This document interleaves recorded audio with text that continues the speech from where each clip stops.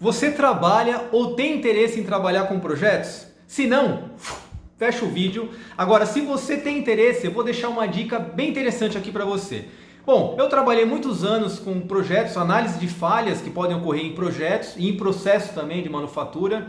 E vou deixar uma dica aqui para vocês de como bater o olho em 2 segundos você perceber, primeiro, se é uma falha de projeto ou uma falha de processo. E também, se analisasse um FEMEA, né, que é uma ferramenta bastante útil, eu vou explicar aqui nesse vídeo, como perceber se um FEMEA está bem feito ou não. Tá? Então acompanhe aí no vídeo que eu vou colocar um exemplo prático para vocês de como fazer isso. Mas poxa, professor, eu não sei o que é um FEMEA. Relaxa, eu vou mostrar um exemplo aqui para vocês. Inclusive vou falar da diferença básica entre o D e o P FEMEA. E um FEMEA nada mais é do que, faz parte na verdade da gestão de risco de um projeto. Tá?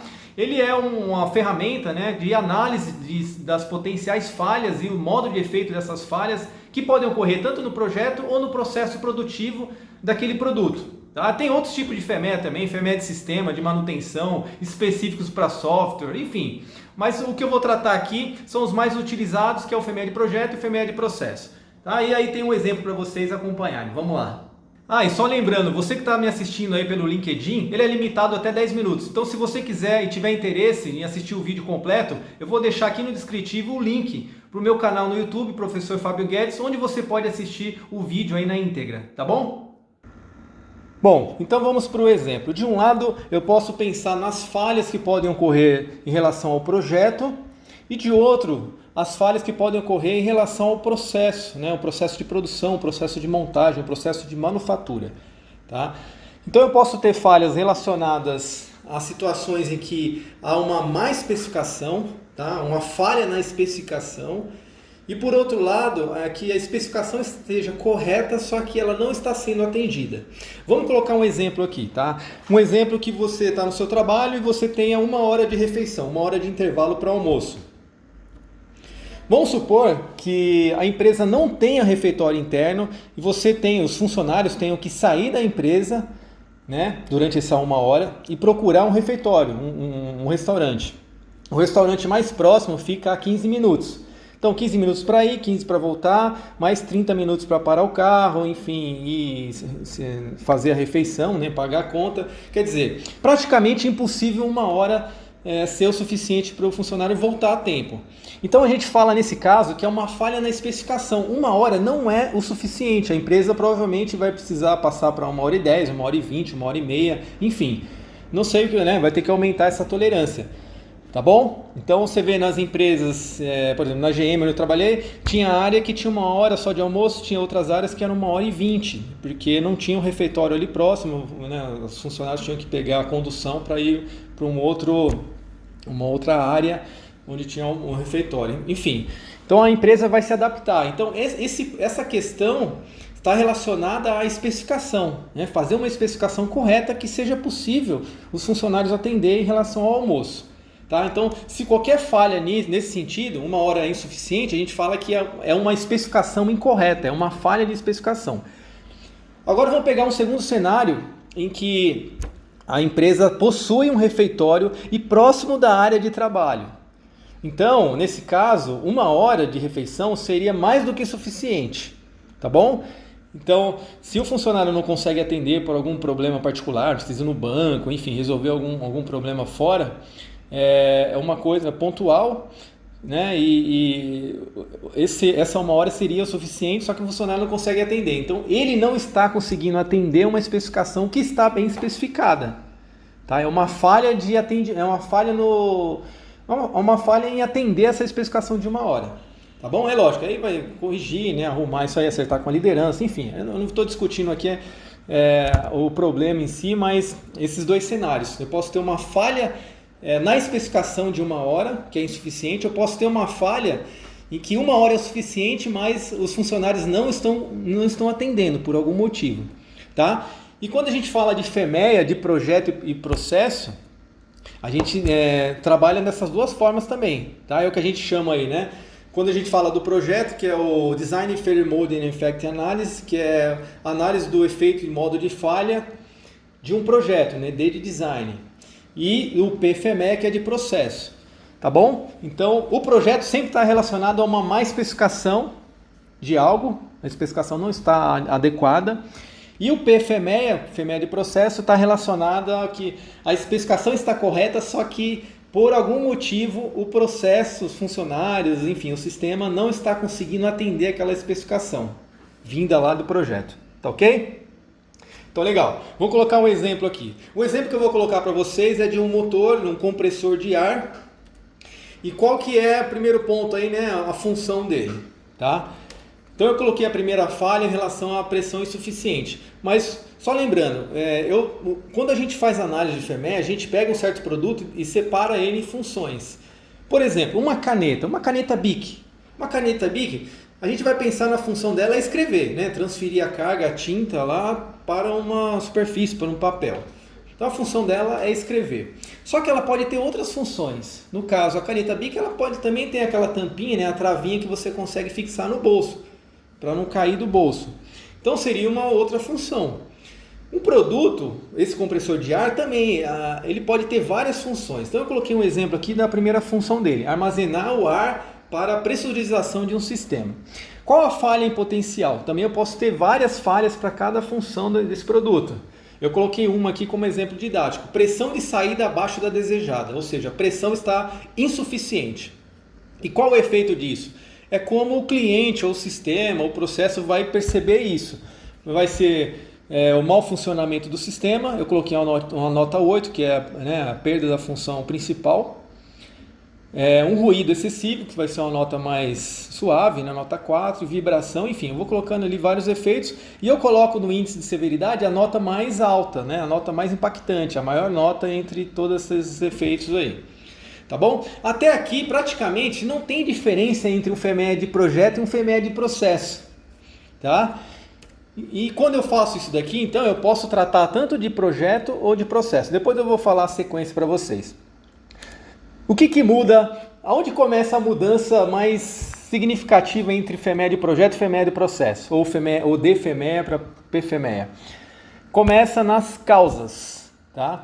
Quando eu atuo no FMEA de projeto, no DFMEA, as minhas causas estão relacionadas à definição das especificações, como o exemplo lá do horário de almoço, né? É uma especificação incorreta, tá? É o projeto. Quando eu falo de processo, está relacionado ao atendimento às especificações, assumindo que as especificações estejam corretas, eu não estou conseguindo atendê-las. Tá? Então essa é a diferença básica e aí começa, né, a diferença maior entre o DFMEA e o PFMEA. Então vamos seguir no exemplo aqui.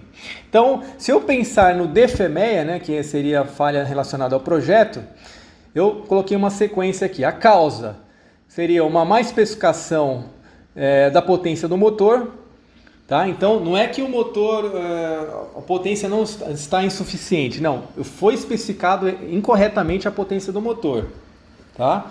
Qual a prevenção que eu posso tomar? Também tudo relacionado ao projeto. Eu posso consultar normas de especificação, benchmark, produtos similares, um especialista, uma empresa especialista nisso, né, para determinar qual o tipo de especificação do motor, né, da potência do motor.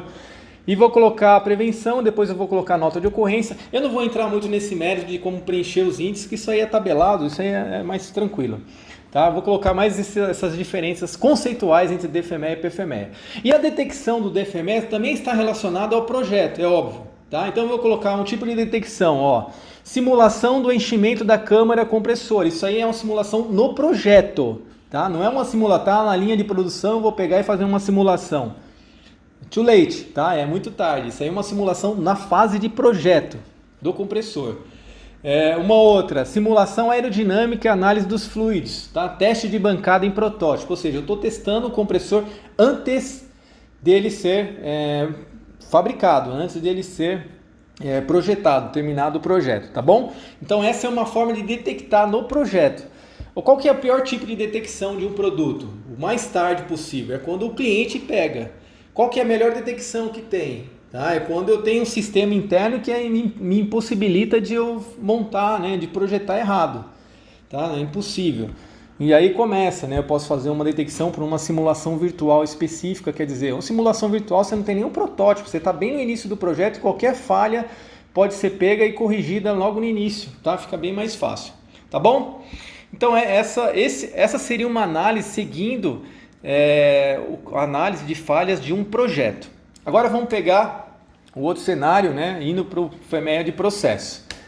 Então, ó, você está vendo lá, mesma função, mesma falha, os mesmos efeitos, severidade igual. Agora vamos lá, na causa. Então, qual que é a causa aí? Tá? Um exemplo, torque do motor fora do especificado. Tá vendo? Lá no outro, no FMEA de projeto, era uma especificação da potência do motor. Aqui é um torque, um exemplo só, né? Mas seria o torque do motor fora do especificado, uma vez que a engenharia de projeto já especificou qual é o torque correto. Só que aqui o torque não está sendo atendido. Tá? Embobinamento, fora da especificação, enfim, tudo fora da especificação, assumindo que a especificação já esteja correta. Tá? E aí eu vou seguindo, né? A prevenção vai ser, eu posso colocar, pensando no processo de montagem, eu posso treinar o operador, colocar um sistema lá, né? Uma folha de instrução com especificação ômica, tá? Melhorar ali para prevenir essa falha. Tá bom? E a detecção também vai ser um teste, mas vai ser um teste no produto sendo produzido, produto sendo montado, tá bom? Aqui o projeto já foi concluído e está em processo de tá sendo produzido esse produto, tá bom? O projeto já foi concluído.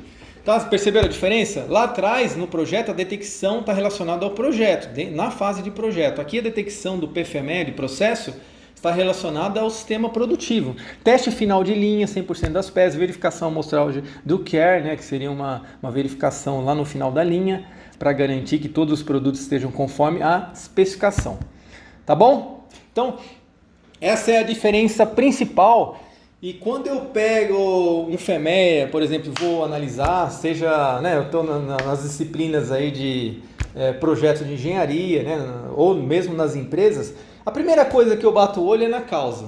Ali eu já percebo se eu estou analisando um FMEA de projeto ou um FMEA de processo. Tá? E aí depois eu sigo, né? O que acontece muitas às vezes, você pega uma causa de projeto, uma causa de processo, eu já sei que tem erro aí. Tá? Ou FMEA de projeto ou FMEA de processo. Tá? É lógico que tem que ter uma interação entre eles, né? Uma sequência. Primeiro a gente faz o FMEA de projeto, que faz sentido, né? Tá na sequência cronológica aí de um projeto. Primeiro a falha no projeto, depois vem a falha no processo de produção. Tá? Mas a dica que eu deixo é essa, né, também, que quando se faz um FMEA, quando você vai pegar lá um FMEA de processo, puxa, tá? Usa como referência o FMEA de projeto, porque pelo menos aquelas falhas e aqueles efeitos têm que ser considerados, tem que migrar para o PFMEA, e você vai incluindo mais. Você vai colocar mais lá no transporte, na logística, no abastecimento, manutenção, tá? E você vai colocando mais, mas pelo menos as falhas do projeto tem que migrar também para o PFMEA, tá? Essa é uma recomendação. Legal? E o que vai mudar, aí você copia até a coluna ali, né, essa coluninha aqui da severidade, até o efeito é a mesma coisa. DFMEA e PFMEA para mim não muda nada, porque o efeito, o impacto e a severidade é a mesma, tá? Aí a diferença começa a partir da causa, tá bom? Aí vai prevenção, detecção também são diferentes. Legal? Então essa é a dica que eu deixo.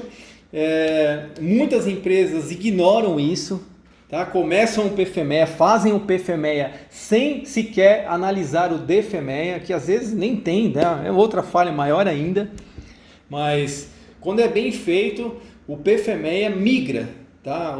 Aliás, o DFMEA migra para o PFMEA, o FMEA de projeto migra para o FMEA de processo. Tá bom? Essa é a melhor forma. E empresas que têm um sistema já automatizado, isso é muito mais fácil, tá? Mas que seja manual, que seja no Excel.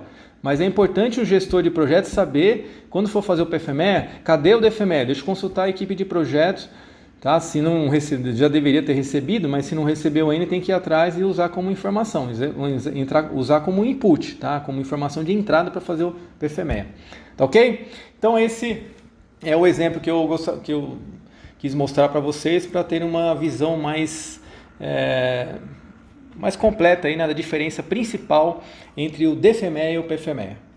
Tá bom? É lógico que aí tem a questão de RPN, enfim, eu não vou entrar nesse quesito hoje, mesmo porque poucas empresas hoje em dia usam RPN ainda, tá? Tem outros critérios, eu tenho outro vídeo que eu falo de uma alternativa, em vez de usar só o RPN, que é a multiplicação dos índices, severidade, ocorrência e detecção, tá? Mas o foco aqui principal é diferenciar um DFME de um PFME. Como é que você bate o olho no documento em 2 segundos se você percebe se ele está certo ou não e se ele é um DFME ou um PFME? Então essa é a dica, olha direto na causa. Se for mais especificação é projeto, se for não atender a especificação é processo e fim de papo, fica mais fácil, aí começa a análise mais profunda. Legal? E aí pessoal, conseguiram entender a diferença básica entre o DFME e o PFME? Tá, então foi um vídeo bem simples, não me aprofundei em questão dos índices, né, de severidade, ocorrência e detecção. Tem um vídeo específico meu sobre isso daí, eu tenho um vídeo falando sobre diagrama de bloco, tem um outro falando sobre FME de sistema, enfim. Mas esse eu quis deixar bem claro para você bater o olho e perceber a diferença entre os dois e também verificar, né, se a análise foi bem feita, que é uma função importante de um gestor de projetos. Receber o documento feito pelo time, tá?